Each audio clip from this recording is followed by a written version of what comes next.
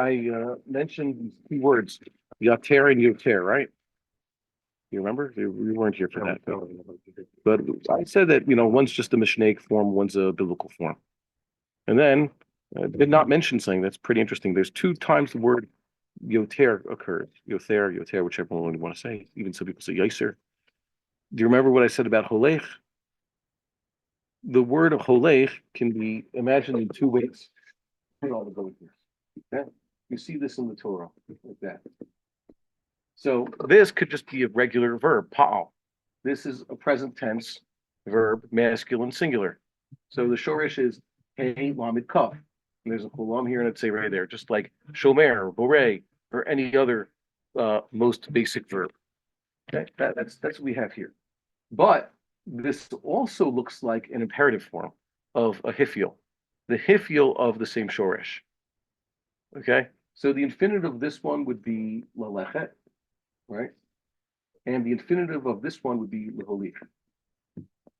Okay, remember leholich. So holachti, ata tolich, hu yolich. The imperative form of this is usually similar to, well, all imperative forms look like the future form, right? Mm-hmm. Except there are, let's say in the, this is a hifiel, so there's a hay before the shoresh. This hay is not part of the shoresh. It's like it's like the hay in any other hifiel. The hafil has a hay there before the shoresh, right? So when you have this type of future tense, normally there's a chirik under the lamid, but in the imperative forms, the chirik becomes a tzerei.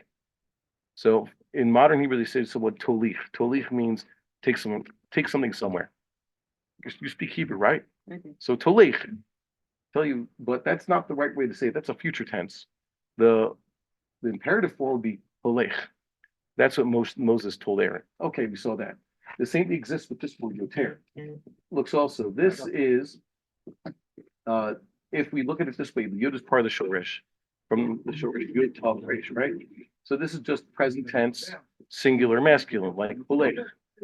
But it looks like the shoresh here. This would be lehotir. This shoresh. I mean, this what do you call it? This is a hifiel, the infinitive form of the hifiel to make something left over, lehotir. Okay. The word notar, for example, leftover korbanos, also comes from the shoresh. The vav there is instead of the yud. The vav is the shoresh. The hey is a prefix for the hifiel. So normally the future tense has a pirik. So it would be, if I wanted to leave something over or create extra of something, it would be otir. I'd write it like this.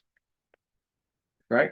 And he would do it, if you're talking about a third person masculine, it would be yotir. It just so happens that in poetic Hebrew, the word yotir becomes yoter. Okay, with the tzerei and no yud. So those are two different types. And for example, you look in your concordance and you'll see that that's the case. They distinguish between the two. Yeah. They look the same. Yeah. They're homophones, that's for sure. It's like Holech and Yoter and Moshka, like we saw before. The fact that it doesn't in Hebrew nowadays is odd. Okay. Well, in Hebrew, if you're trying to speak regular Hebrew, you try to avoid poetic forms. Okay? The word Yoter with a tzerei and not a full chirik is a sort of a poetic form. It's not standard Hebrew. That makes more sense that way. Yeah, it makes more sense, but what are you going to do? Okay, so this is something that which we should have made mention.